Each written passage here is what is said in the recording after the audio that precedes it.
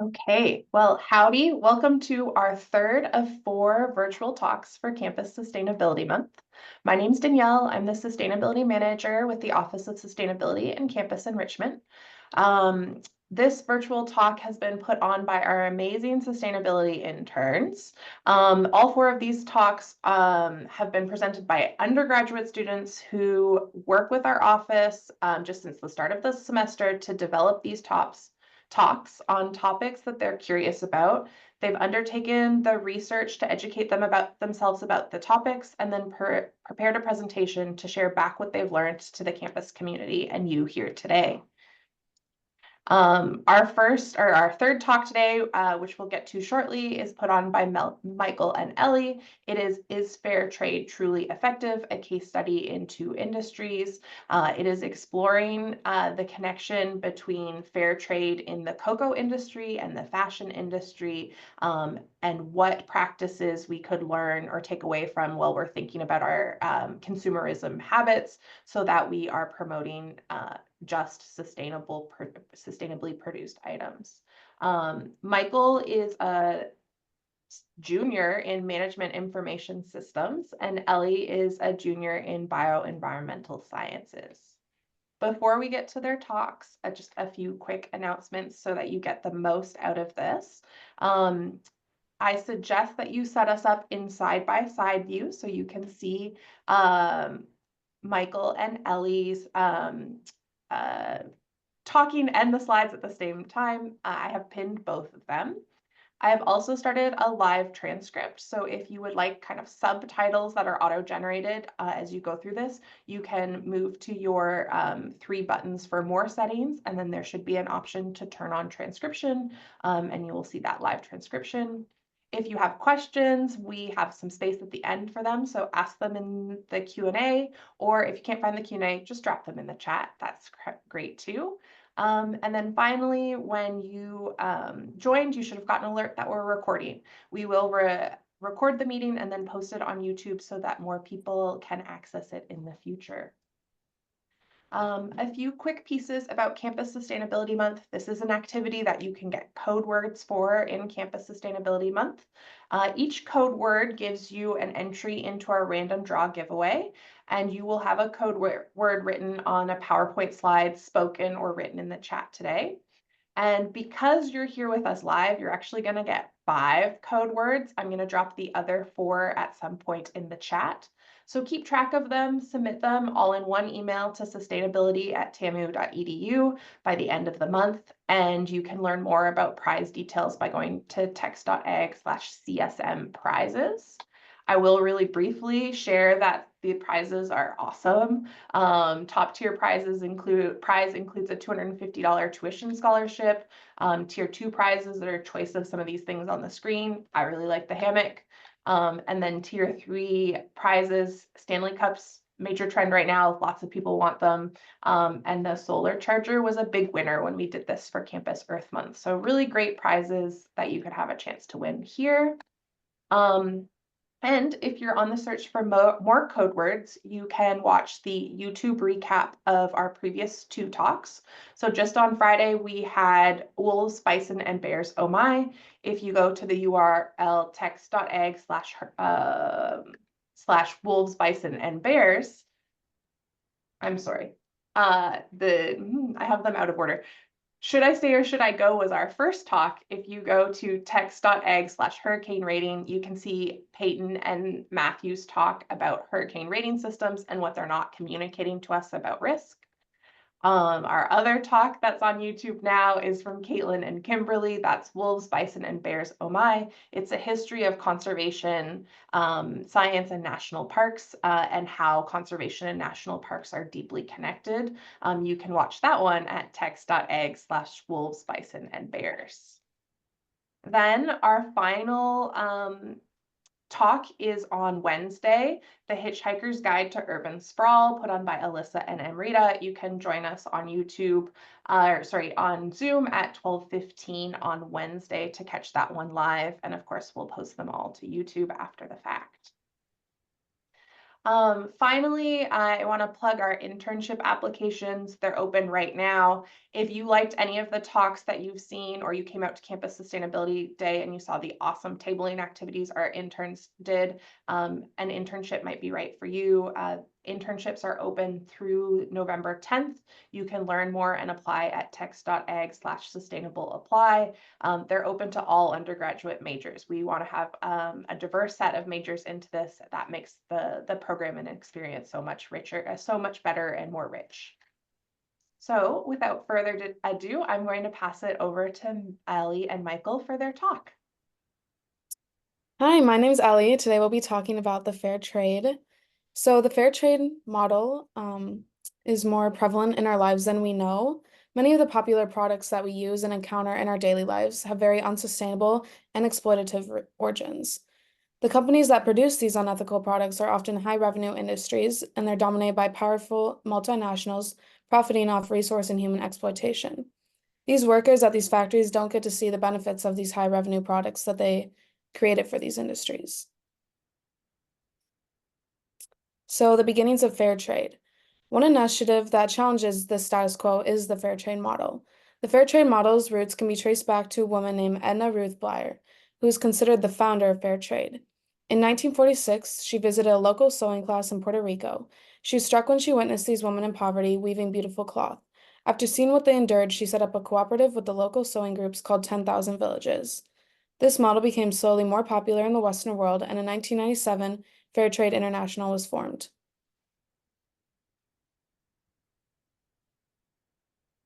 So the intended impact. The premise of the fair trade model is to ensure that workers receive fair prices for the products and they have decent working conditions. There's also fair trade premium. This is on top of pay workers receive for their labor or production. They receive an extra sum of money they can invest in improving their quality of life.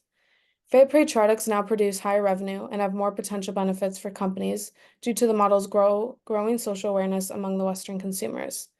On the right, we can see a bar graph showing the increased revenue through the years of Fair Trade International certified products, and that's in billion euros. So the tenets of the fair trade standard. Some of the core principles of fair trade are listed here, and a few of them include traceability, upholding labor laws, no hazardous materials, practicing environmental protection, as well as reducing their environmental impact, and employees being trained on not only human rights, but environmental protection rights as well. So one industry where the impact of fair trade is most seen is the cocoa industry, and this is concentrated in West Africa. Around 70% of the world's cocoa beans come from this region, and two countries in particular account for more than 50% of global production on their own. These are Ghana, which is where I'm from, and Cote d'Ivoire, or in English, the Ivory Coast, who are our neighbors to the west. And the importance of cocoa to both countries cannot be overstated. It's a livelihood for millions of people, particularly those outside of major urban areas, and it is a large portion of both nations' GDP. Both countries possess many natural resources, but it's cocoa that has long been the backbones of our economies and our national identities. And this influence of cocoa even spreads to the social, economic, and political aspects of both countries. You can see in the map that Cote d'Ivoire and Ghana have a savanna north and a rainforest south, and economic development and activity, including cocoa cultivation, is concentrated in the south. And this leads to a strong trend of southward migration, which cuts across religious and ethnic lines. In Cote d'Ivoire, there's also a strong trend of migration from neighboring Mali and Burkina Faso to the north, which has strong ethnic ties with the north of Cote d'Ivoire. And in these images, you can further see the income disparities as a result of a concentration of economic development in the south of Cote d'Ivoire and Ghana. And you can also see the concentration of cocoa production in the south. One issue posed by this is deforestation, as it is this southern rainforest that's cut down to cut new cocoa trees, typically using slash and burn methods. Cote d'Ivoire in particular has the highest deforestation rate in Africa, and has lost an estimated 90% of its forest cover since 1950.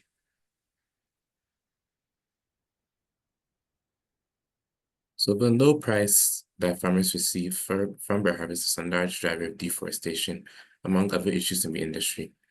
In these two graphs, you can see the major players in the cocoa industry in both nations and the prices that they pay for their cocoa. Both national governments regulate the cocoa purchasing price, and in both countries, the prices are actually approaching the estimated living wage, which was found by the Corporate Accountability Lab in 2023. However, in Côte d'Ivoire, the regulatory body, Les Council du Café Cacao, translating to Coffee Cocoa Council in English, was only formed in 2011 and has less control of the industry as compared to the Ghana Cocoa Board in Ghana. As a result, in Côte d'Ivoire, middlemen, locally referred to as pisteurs, are often used to circumvent the government price. Illegal smuggling to neighboring countries with less regulation is also an issue, particularly in Ghana, where it can be very lucrative due to the fact that our currency is weaker. Cocoa Bud has also regularly been embroiled in corruption scandals and has failed to provide the promised support for farmers in recent times, despite its almost monopolistic control. Above all, in both countries, you can see that the price paid for cocoa is typically far below the price on global financial markets. So another issue caused by this financial struggle of farmers is the prevalence of child labor. Unlike the sort of implicit suggestion of Western media and aid agencies when they do work in Africa, I don't believe that the issue of child labor is due to some desire to exploit children, even a lack of awareness that the practice is wrong. Rather, it's another symptom of the poverty entrenched by the exploitative nature of the cocoa industry. Most cocoa farmers live below the international poverty line, and around 58% of the World Bank will classify as extreme poverty. This makes it difficult for farmers to maintain their farms, buy equipment, and even put food on the table for a family. Furthermore, in Ghana and in other countries in Africa, schooling is not free, and in rural areas, schools are largely in very poor condition. Therefore, to the farmer, it makes some level of sense for the child to help on the farm, and cultural tradition plays a role in this as well. Furthermore, having more hands on the farm can raise income. However, this does not excuse the dangerous practice of child labor. Cocoa is a very labor-intensive crop, and the type of work that these children undertake is considered by international authorities to meet the standards of the worst forms of child labor. Trafficking is also an issue, and this is especially prevalent in Côte d'Ivoire, where trafficking from Mali and Burkina Faso was prevalent. It's also difficult to hold companies accountable for this practice. In 2021, a case was brought against several multinationals by former Malian child slaves who were trafficked to Côte d'Ivoire. This case made its way to the U.S. Supreme Court. However, the court ruled in favor of the multinationals, noting that there was no evidence that business decisions made in America led to forced labor. All in all, it can be argued that only farmers are responsible for this practice, not the multinationals who buy their harvests. Fair trade can go some way to solving these issues, as farmers receive a higher price for their harvest. Moreover, the fair trade premium in particular has the potential to make a positive impact in farming towns and villages across the region. A good example of this is the Guapa Cocoa, translating to Good Farmer of Cocoa and Tree. This is a cooperative that was certified by Fair Trade International in Ghana back in 1995. And they have led several infrastructural and educational initiatives in farming communities across Ghana's cocoa belt regions. Another key difference between fair trade and the status quo is the traceability of cocoa, which encourages transparency and sustainable practices in the supply chain. For example, the Dutch fair trade certified company called Tony's engages directly with several major cocoa farming unions in both countries and buys fair cocoa directly from these local farmers. As a result, they boast a 100% traceability rate of their cocoa beans. In contrast, major multinationals such as Nestle can only trace 49% of its cocoa. Hershey's a similar amount, and Mars only 24%. However, there are some issues with fair trade in the cocoa industry. All in all, fair trade is a Western invention. Its growth is driven by Western consumers, and as a result, the impact of fair trade is judged by Western standards, often by these companies themselves. This can lead to conflicting narratives. What these companies post on their company pages on social media may not reflect the impacts that farmers feel on the ground. Secondly, the reach of these initiatives is limited compared to the millions of cocoa farmers in communities across southern Ghana and Côte d'Ivoire, meaning that its scope and overall impact is limited. Furthermore, farmers still do not have a seat at the negotiating table for prices. Instead of government dictating their price, it is now executive of fair trade certified companies who are doing so. Finally, there's the risk that multinationals taking advantage of consumer desire for ethical consumption create their own fair trade standards with no accountability. For example, Mondelez, Nestle, and Hershey's, which I included on this slide, all have such schemes, all with differing arbitrary standards, and all of these companies, particularly Nestle, have repeatedly been implicated in labor-related issues in both countries. This practice is something that we call greenwashing, and this is something that Ellie will further explore later in our talk. Ultimately, the issues surrounding the cocoa industry in West Africa are far-reaching and entrenched, and fair trade is by no means a silver bullet. Even this information I presented could be much more in-depth. National governments need to do more to fulfill their promises of the developing rural areas, to improve the livelihood of farmers, and provide support for farmers to utilize modern agricultural practices. Farmers' unions also need to have more of a say in pricing and the decisions made by governments, and perhaps the traditional regulation of cocoa prices needs to end.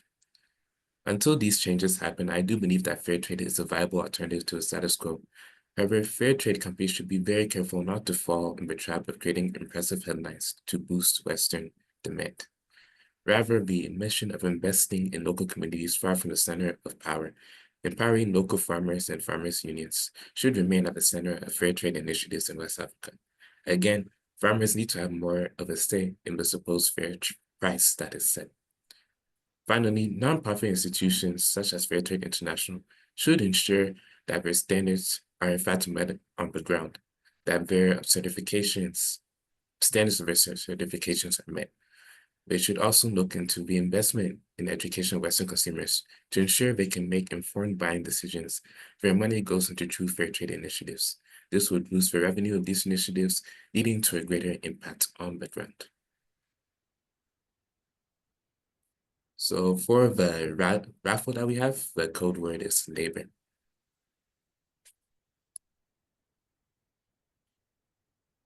So the fast fashion industry is one of the many industries like the cocoa industry that completely ignores the fair trade practices. This industry prioritizes production speed, costs, trends, etc., and this is all the sacrifice of ethical sustainability. The fair trade model in fast fashion would ensure that all the workers would be treated fairly and the environmental impact of the practice would be minimized. So the labor conditions of fast fashion. As of 2022, the fast fashion market worldwide was estimated to be worth over 106 billion US dollars. This fast fashion industry is one of the biggest in the world and employs over 75 million factory workers, and less than 2% of these workers make a living wage. Many of these workers work unbearable 16 hours or more days, 7 days a week. This fast fashion industry is also one of the largest child labor employers, and with an estimate of over 170 million children working in child labor, and a very large percentage of this being in textile factories. Fast fashion factories are also very dangerous to workers' health and safety. For instance, in 2013, the Rana Plaza factory collapsed in Bangladesh. This collapse killed over 1,100 people and injured at least 2,500 people. This was the deadliest garment factory collapse in history. Safeguards on the building were expired, but workers were told to come to work anyways. Out of the fear of not being paid, they did, despite engineers saying the building should be condemned. As a result of this deadly collapse, building inspections were done on about 1,106 factories used by fast fashion companies, and 80,000 safety-related issues were found in Bangladesh factories alone. So pictured on the left is a wide shot of the collapse.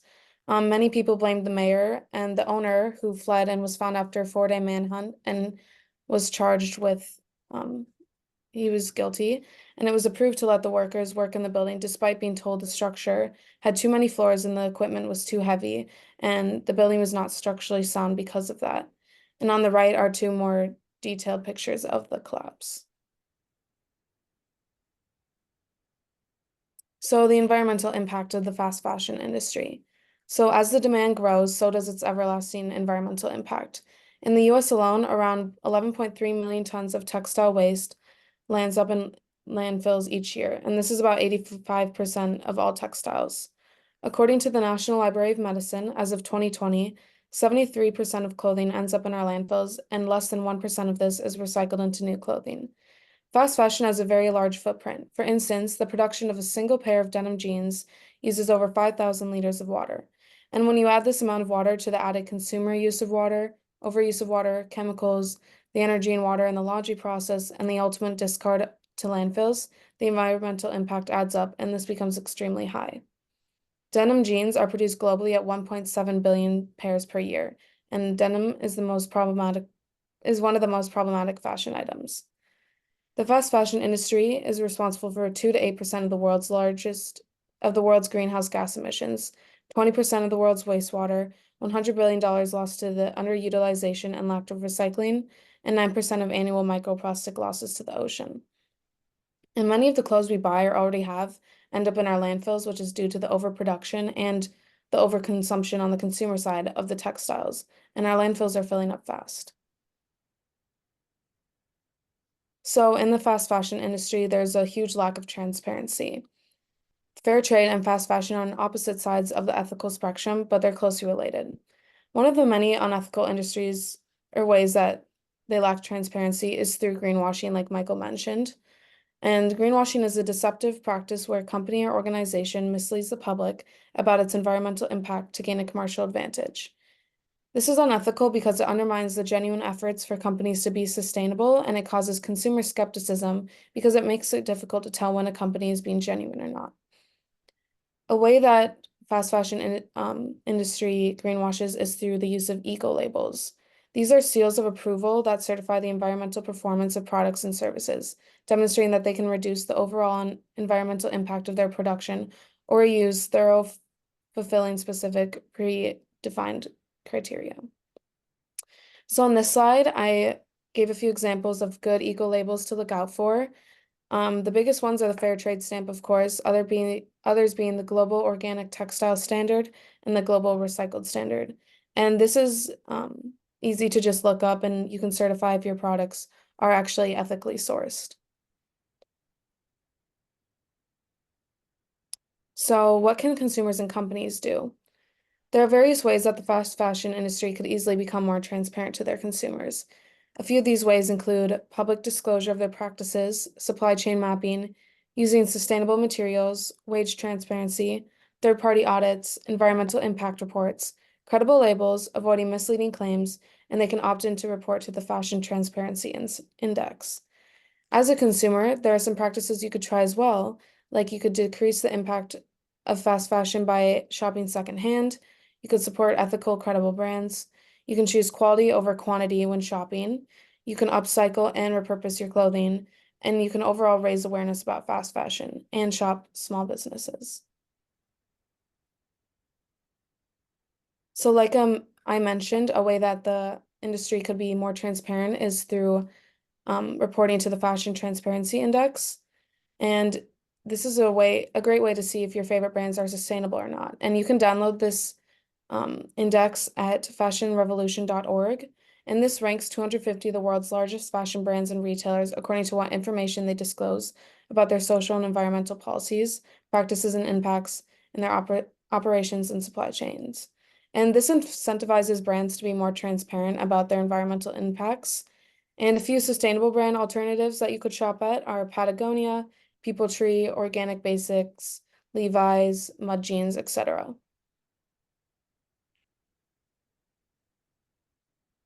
So despite cocoa and fast fashion on paper seeming very different, there are some correlations that we can deduce between the cocoa and fast fashion industries. So both industries are concentrated in what politicians and the international community will consider the global south. So cocoa is concentrated in West Africa. Fast fashion is concentrated in China, South and Southeast Asia. And both are billion-dollar industries with high revenues for the Western and Chinese-based multinational conglomerate companies that control these industries. Both industries have a global supply chain, but laborers in the origin companies of their products are at the bottom, and they work for poor wages and in poor working conditions. The issues that we have gone over in this presentation have been known by governments and industry leaders for some time, but progress solving these issues has been very slow. Both industries currently lack transparency as well as an environmental and social sustainability. The current status quo in both industries only benefit these multinationals and local elites, businessmen, politicians. The abundance of cheap goods produced by both of these industries also makes it very difficult for consumers based in the West to make purely ethical purchasing decisions. It's very difficult to decipher where that shirt you're buying or that chocolate bar you're buying, where it comes from, what goes into making it. So the fair trade model has the potential to bring change to exploitative, unsustainable industries such as the fast fashion and cocoa industries. But the needs of the workers are the first priority rather than the demand and profit of the consumer. And to ensure this, companies need full transparency. As a consumer, recognizing fair trade products and services can be daunting, but it's important that we do our part by being aware of the trends in major industries and doing our own research. We need to make our voices heard and spread awareness because nonprofits, governments, and international organizations must do more to protect the most vulnerable members of the global supply chain and ensure workers all around the world are treated fairly. And these are our sources. Thank you, Ellie and Michael. And I just want to note that there are 4 pages of sources, an incredibly well-researched presentation. I'm gonna take a minute and ask, are there any questions if someone wants to unmute and ask a question, or if someone wants to drop them in the chat for Ellie and Michael? My question, maybe to start us off, would be, what surprised you the most while you were doing research for this project and what you found out?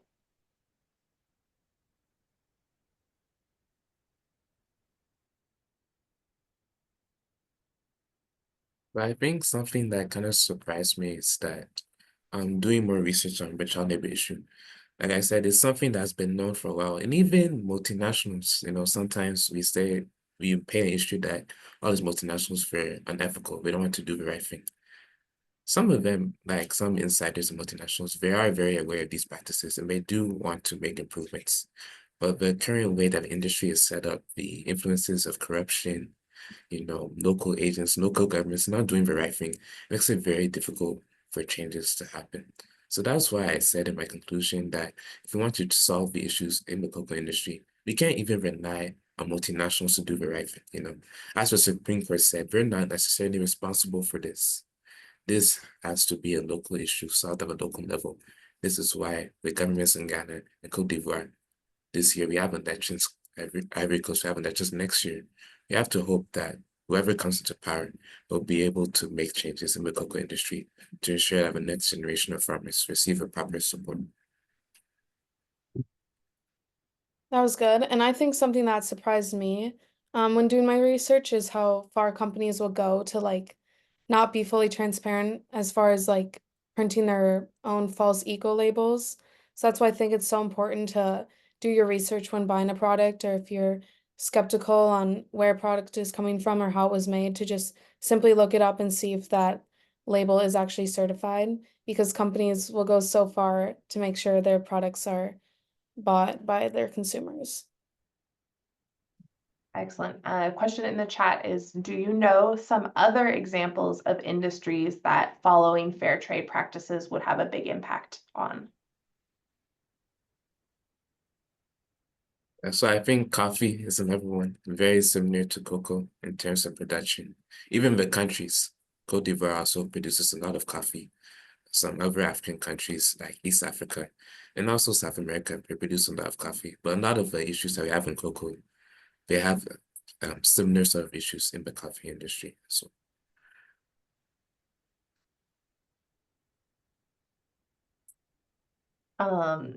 Another question in the chat, I think this one leans more towards Ellie. Do you have a specific example of companies that have been dishonest about their labels? She's just curious so she can avoid buying them.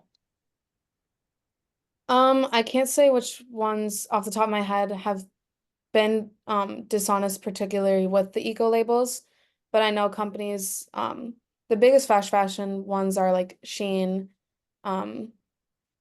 H&M, Temu. Those companies they don't have good labor conditions. They probably do produce false eco labels, I'm sure.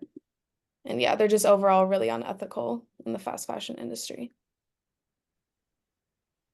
Ellie, I think you also talked about we had a question come up last time of like, were there words or things that you would see in like the greenwashing labels to make certain claims so that consumers would think that they're buying something that's sustainable?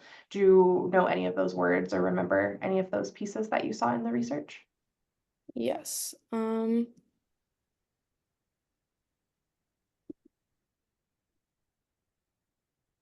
I have that in my research.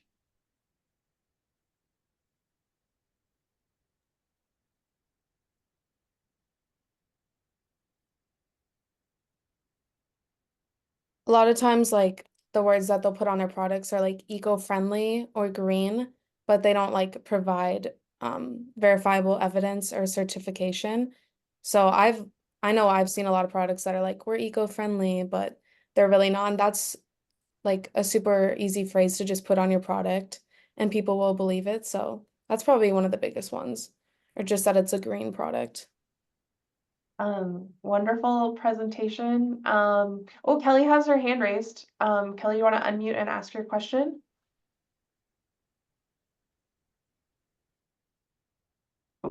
Kelly, we can't hear you.